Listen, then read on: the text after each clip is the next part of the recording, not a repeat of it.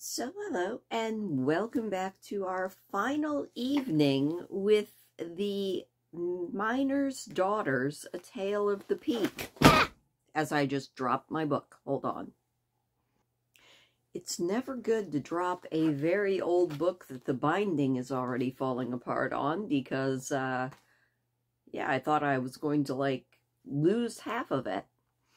Anyway, in this story, which I think this one is going to end up maybe being my favorite of the entire old book that we're reading. Jekyll and Hyde was really good. I enjoyed Jekyll and Hyde. I liked the lyricism of the story. And I really enjoyed the last two chapters, which is where I felt like 90% of the actual story took place. Fortune Wildred was pretty good, interesting little character study. Lizzie Lay I didn't really care for. And The Miner's Daughters is, again, an interesting character study. I think it's probably the most interesting so far. We left off with the two miners' daughters who are now alone in the world, facing the world just together. They're working in a mill. They're trying to make their way, and the eldest daughter keeps getting proposals, and she can't really accept any of them unless they can take her younger sister, who is still suffering, sounds like from some severe PTSD from her brother's death all those years ago. So yeah, we're going to jump into chapter 3 and finish off The Miner's Daughters by William Howitt. Chapter 3 is titled The Courtship and Another Ship. Interesting.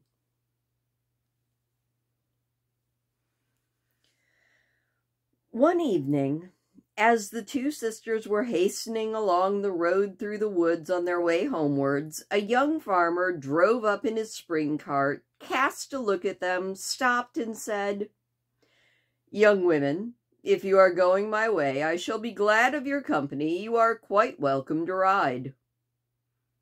The sisters looked at each other. "Dunna be afeard," said the young farmer. "My name is James Cheshire. I'm well known in these parts. You may trust yoursens with me if it's agreeable." To James's surprise, Nancy said, "No, sir, we are not afraid. We are much obliged to you." The young farmer helped them up into the cart, and away they drove. "I'm afraid we shall crowd you," said Jane. "Not a bit of it," said the young farmer. "There's room for 3 bigger nor us on the seat. I'm no ways tedious." The sister saw nothing odd in his use of the word tedious, as strangers would have done. They knew that it merely meant not all that particular. They were soon in active talk. As he had told them who he was, he asked about them in their turn, if they worked at the mills there. They replied in the affirmative, and the young man said, "I thought so. I've seen you sometimes going along together. I noticed you because you seem so sisterly-like, and you are sisters, I reckon." They replied, "Yes." "I've a good spanking horse, you seen," said James Cheshire. "I shall get over ground rather faster than you done afoot. My word, though, it must be nation cold on those bleak hills in the winter." The sisters assented, and they thanked the young farmer for taking them up. "We are rather late," said they, "for we looked in on a friend, and the rest of the mill hands were gone on." "Well," said the young farmer, "never mind that. I fancy Bess, my mare here, can go a little faster nor they can. We shall very likely be at Tidesor soon as they are." "But you are not going to Tidesor," said Jane. "Your farm is just before us there." "Yea, I'm going to Tidesor, though. I've a bit of business to do there before I go home." On drove the farmer, at what he called a spanking rate, and presently they saw the young mill people on the road before them. "There are your companions," said James Cheshire. "We shall cut past them like a flash of lightning." "Oh!" exclaimed Jane. "What will they say at seeing us riding here?" And she blushed. "Say," said the young farmer, smiling. "Never mind what they say. Depend upon it, they like to be here theirsens." James Cheshire cracked his whip, and the horse flew along. The party of young mill hands turned round, and upon seeing Jane and Nancy in the cart, uttered exclamations of surprise. "My word, though," said Mary Smeadley, a fresh, buxom lass who was somewhat inclined to stoutness. "Well, if I ever!" cried smart little Hannah Boyer. "Nay, then, what next?" said Teddy William, a tall, thin girl of very good looks. The two sisters nodded and smiled to their companions, Jane still blushing rosily, but Nancy sitting as pale and gravely as if they were going on some solemn business. The only notice the farmer took was to turn with a broad, smiling face and shout, "Wouldn't you like to be here, too?" "Aye, take us up!" shouted them all together. But the farmer cracked his whip, and giving them a nod and a dozen smiles in one, said, "I can't stay. Ask the next farmer that comes up." And with this they drove on, the young farmer very merry and full of talk. They were stewing by the side of his farm.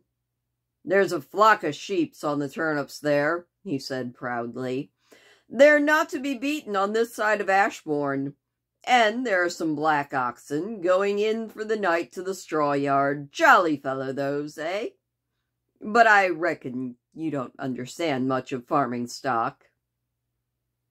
"No," said Jane, and was again surprised at Nancy adding, "I wish we did. I think a farmer's life must be the happiest of any." "You think so?" said the farmer, turning and looking at her earnestly and evidently with some wonder. "You're right," he said. "Your little ones are knowing ones. You're right. It's the life fit for a king." Then they were in the village. "Pray stop," said Jane, "and let us get down. I would not for the world go up to the village thus. It would make for such talk." "Talk? Who cares for talk?" said the farmer. "Won't the youngsters we left on the road talk?" "Quite enough," said Jane. "And you're afraid of talk?"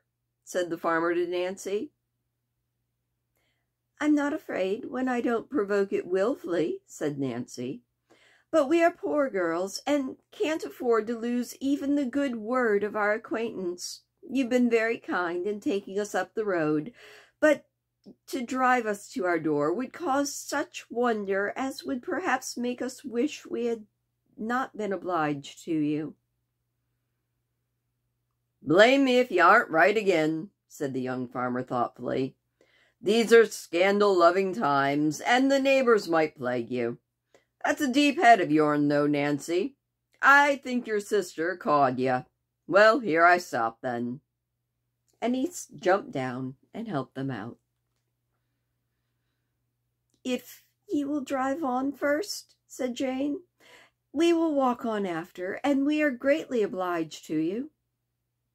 "Nay," said the young man, "I shall turn again here." "But you've business." "Oh, my business was to drive you here, that's all." James Cheshire was mounting his cart when Nancy stepped up and said, "Excuse me, sir, but you'll meet the mill people on your return, and it will make them talk all the more as you have driven us past your farm. Have you no business that you can do in Tidesor, sir?" "Gad, but thou art right again. Aye, I'll go on." and with a crack of his whip and "Good night," he whirled into the village before them. No sooner was he gone than Nancy, pressing her sister's arm to her side, said, "There's the right man at last, dear Jane." "What?" said Jane, yet blushing deeply at the same time, and her heart beating quick against her side. "Whatever are you talking of, Nancy? That young farmer fall in love with a mill girl?" "He's done it," said Nancy. "I see it in him, I feel it in him, and I feel, too, that he is true and staunch as steel." Jane was silent. They walked on in silence. Jane's own heart responded to what Nancy had said, and she thought again and again on what he had said. "I've seen you sometimes. I noticed you because you seemed so sisterly." "He must have a good heart," thought Jane. "But then he can never think of a poor mill girl like me." The next morning, they had to undergo plenty of raillery from their companions. We will pass over that. For several days, as they passed to and fro, they saw nothing of the young farmer. But one evening, as they were again alone, having stayed at the same acquaintance as before, the young farmer popped his head over a stone wall and said, "Good evening to you, young women." He was soon over the wall, and he walked with them to the end of the town. On the Sunday at chapel, Jane saw Nancy's grave face fixed on some object steadily, and looking in that direction was startled to see James Cheshire. Again, her heart beat pit-a-pat, and she thought, "Can he really be thinking of me?" The moment chapel was over, James Cheshire was gone, stopping to speak to no one. Nancy again pressed the arm of Jane to her side as they walked home and said, "I was not wrong." Jane only replied by returning the affectionate pressure. Some days after, as Nancy Dempster was coming out of a shop in the evening after their return home from the mill, James Cheshire suddenly put his hand on her shoulder, and on her turning, shook her hand cordially and said, "Come along with me a bit. I must have a little talk with you." Jane consented without remark or hesitation. James Cheshire walked on quickly until they had come near the fine old church which strikes travelers as so superior in the place in which it is located, when he slacked his pace, and taking Nancy's hand, began in a most friendly manner to tell her how much he liked her and her sister. That, to make a short matter of it, as was his way, he had made up his mind that the women of all the others in the world would suit him for a wife, and that was his sister. But before I said so to her, I thought I would say so to you, Nancy, for you are so sensible, I am sure you will say what is best for us all. Nancy manifested no surprise, but calmly said, "You are a well-to-do farmer, Mr. Cheshire. You have friends of property, my sister and—" "Aye, and a mill girl. I know all that.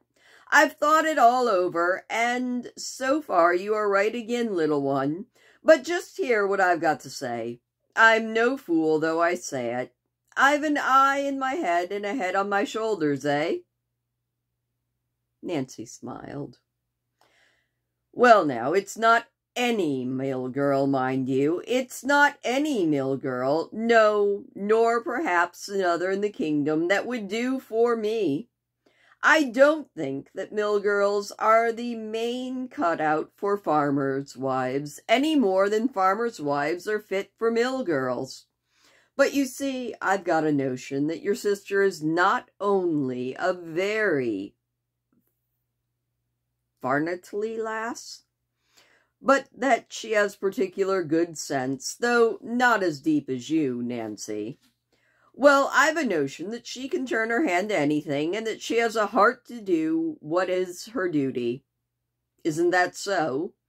And if it is so, then Jane Dunster's the lass for me, that is, if it's agreeable." Nancy pressed James's hand and said, You're very kind. Not a bit of it. Well, continued Nancy, but I would have you to consider what your friends will say, and whether or not you will be made unhappy by them. Why, as to that, said James Cheshire, mark me, Miss Dunster, I don't ask my friends for anything. I can farm my own farm, buy my own cattle, drive my spring cart without the advice or assistance of them, and therefore I don't think I shall ask their advice in the matter of a wife, eh? No, no, on that score I'm made up. My name's independent, and at a word, the only living thing I mean to ask advice is of yourself. If you, Miss Dunster, approve of the match, it's settled as far as I'm concerned. Then so far, said Nancy, as you and my sister are concerned, without reference to worldly circumstances, I approve with all my heart. I believe you to be a good and honest, and I know my sister is as well. Oh, Mr. Cheshire, she is 1 in 10,000. Well, I was sure of that, said the farmer. And so now you must tell your sister all about it, and if all's right, chalk me a white chalk inside my gates as you go past in the morning, and tomorrow evening I'll come up and see you. Here parted the two, with a cordial shake of the hand. The novel signal of an accepted love was duly discovered by James Cheshire on his gatepost when he issued forth at daybreak, and that evening he was sitting tea with Jane and Nancy in the little cottage, having brought in his cart a basket of eggs, apples, fresh butter, and a pile of the richest crumpets, country crumpets, really very different from town ones, for tea. We need not follow out the courtship of James Cheshire and Jane Dunster. It was cordial and happy.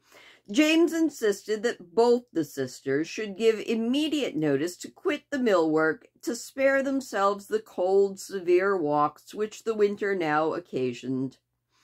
The sisters had improved their education in the evenings. They were far better read and informed than most farmers' daughters.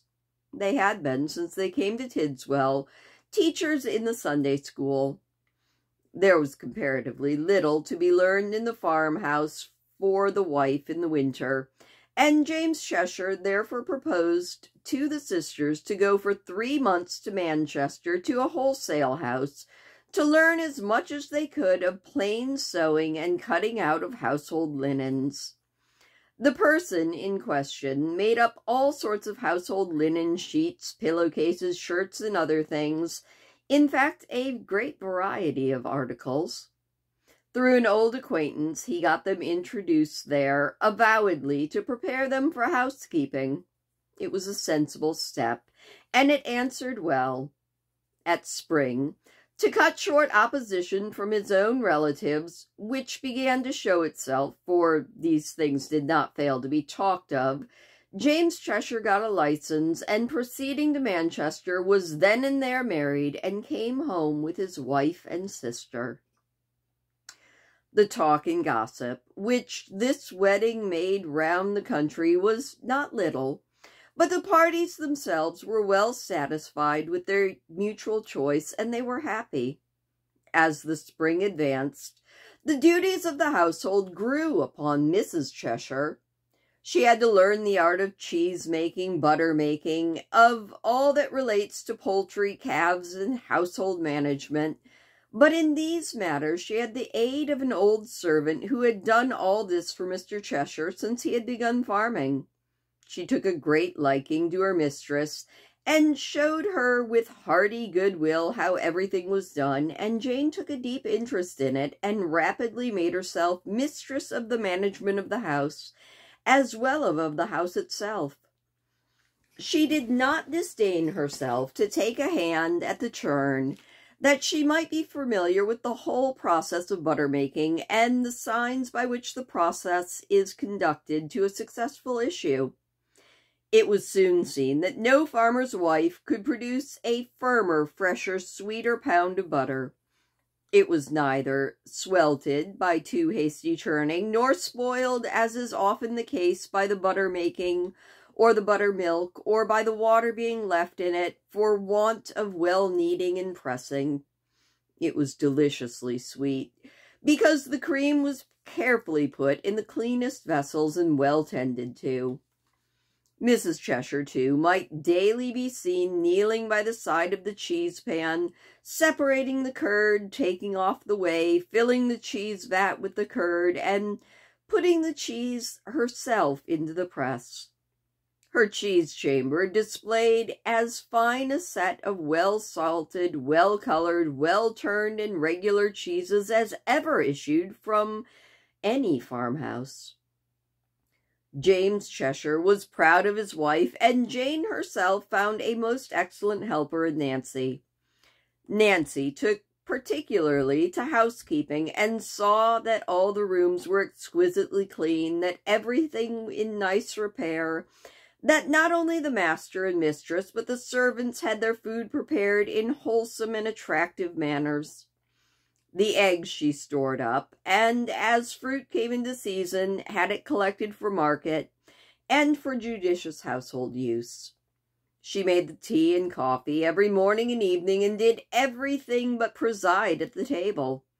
There was not a farmhouse for 20 miles around that wore an air of so much brightness and evident good management as that of James Cheshire. For Nancy, from the first moment of their acquaintance, he had conceived a most profound respect. In all cases that required counsel, though he consulted freely with his wife, he would never decide until they had had Nancy's opinion and sanction. And James Cheshire prospered. But, spite of this, he did not escape the persecution from his relation that Nancy had foreseen. On all hands he found coldness. None of them called on him. They felt scandalized that his evening himself, as they called it, to a mill girl. He was taunted when they met at market with having been caught with a pretty face, and told that they thought he had more sense than to marry a dressed doll with a witch by her side. At first, James Cheshire replied with careless waggery, "The pretty face makes capital butter, though, eh? The dressed doll turns out a tolerable dairy, eh?" "Better," added James, "than a good many can, that I know, who have neither pretty faces, nor have much taste in dressing to crack of." The allusion to Nancy's dwarfish plainness was what peculiarly provoked James Cheshire. He might have laughed at the criticisms on his wife, though the envious neighbors' wives did say that it was the old servant and not Mrs. Cheshire who produced the fine butter and cheese, for wherever she appeared, in spite of envy and detraction, her lovely person and quiet good sense and the growing rumor of her good management never failed to produce a due impression. And James prepared to laugh it off, but it would not do. He found himself getting every now and then angry and unsettled. A coarse jest on Nancy at any time threw him into a desperate fit of indignation. The more superior merit of his wife was known, and the more seemed to increase the envy and venom of some of his relatives. He saw, too, that it had an effect on his wife. She was often sad, and sometimes in tears. One day when this occurred, James Cheshire said, as they sat at the tea, "I've made up my mind. Peace in this life is a jewel. Better is a dinner of herbs with peace than a stalled ox with strife. Well now, I'm determined to have peace and love," he said, looking affectionately at his wife and Nancy. "Peace and love, and by God's blessings have settled down on this house, but there are stings here and stings there when we go out of doors. We must not only have peace and love in the house, but peace all around, so I've made up my mind. I'm for America." "For America?" said Jane. Surely you cannot be in earnest. I was never more in earnest in my life, said James Cheshire. It's true, I do very well on this farm here, though it's a cowlish situation, but from all I can learn, I can do much better in America. I can farm a much better farm of my own. We can have a much finer climate than this peak country, and our countrymen will be all about us. Now, I want to know what makes a man's native land pleasant to him. The kindness and relations of friends. But then, if a man's relations are not kind, if they get a conceit into them that because they are relations, they get to choose a man's wife for him and sting him and snort at him because he has a will of his own, why, I say by God, send a good big herring pool between me and those relations. My relations, by way of showing their natural affection, have spit spite and bitterness. You, dear wife and sister, have done nothing of yourn to spite you. In the house we have peace and love. Let us take the peace and love and leave the bitterness behind. There was silence. It is a serious proposal, at length said Jane, with tears in her eyes. What say you, Nancy? It is a serious proposal, said Nancy, but it is good, I feel it so. There was another deep silence, and James Cheshire said, Then it is decided. Think of it, said Jane. Think well of it. I have thought of it long and well, my dear. There are some of those chaps that call me relation that I shall not keep my hands off if I stay amongst them, and I fain would. But for the present I will say no more, but, he said, raising and bringing a book from the desk. Here's a book by one Morris Burbeck. Read it, both of you, and then let me know your minds. The sisters read. On the following Lady Day, James Cheshire had turned over his farm advantageously to another, and he, his wife, Nancy, and the old servant Mary Spendlove all embarked at Liverpool and transferred themselves to the United States, and then to the state of Illinois. 25 years have rolled over since that day.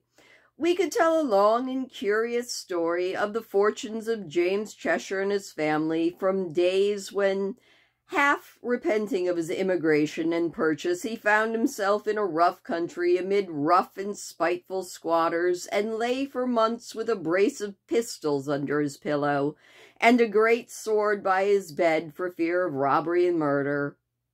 But enough. That at this moment James Cheshire, in a fine, cultivated country, sees ample estates cultivated by his sons. Well, as colonel and magistrate, he dispenses the law now, and receives the respectful homage of the neighborhood. Nancy Dunster, now styled Mrs. Dunster, the mother in Israel, is the promoter of schools and the counselor of old and young. She still lives. Years have improved rather than deteriorated her short, stout exterior. The long exercise of wise thoughts and the play of benevolent feelings have given even a scarred beauty to her homely features. The dwarf has disappeared, and there remains instead a grave but venerable matron, who is honored like a queen. Interesting. I mean, I guess they had a happy ending. It seems so strange to me. I mean, I'm not much of one for knowing much about romance. I realize that I have been married in my life, and I do have 2 kids, but I haven't had much in the way of romance in a very long time. But that did seem like a very short courtship, and a lot of the courtships in these books seem very, very short to my way of thinking. I don't know if that is typical of back then or not, but seeing someone giving them a ride and then speaking to their sister and then going, yep, all right, we're married now, seems a little odd to me. I guess we'll find out if it is also like that as we move into our next public domain book. And this is one I know you guys are looking forward to. It was the second choice in our poll, and that is Pride and Prejudice by Jane Austen. And reading the back of it, it says, with its light and bright and sparkling dialogue, its romantic atonement, and its lively heroine, Pride and Prejudice is Jane Austen's most perennially popular novel. The love story of Elizabeth Bennet and Fitzwilliam Darcy, who misjudge, then challenge and change each other, is also a novel about the search for happiness and self-knowledge in a world of strict social rules where a woman must marry well to survive. Interesting. I am intrigued by this. It is a book I have never read. I have also never watched any of the movie adaptations, so this is going to be completely new to me, and I'm looking forward to it. Thank you for joining me in our very first foray into the public domain with Dr. Jekyll and Mr. Hyde and the 3 short stories that followed it. And I hope to see you as we move into Pride and Prejudice by Jane Austen. Be sure and hit the subscribe button if you haven't already so that you don't miss any of Pride and Prejudice. And I will see you next time.